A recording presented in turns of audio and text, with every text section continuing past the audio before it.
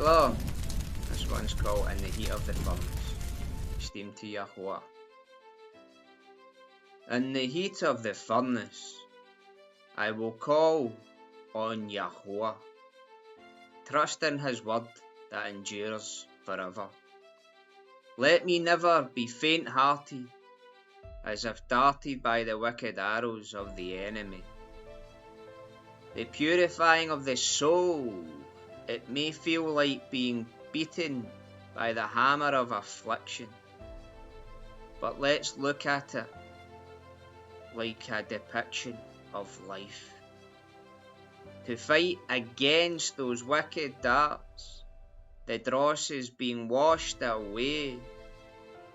No time to play. Today, the furnace carries on until his reflection shines back.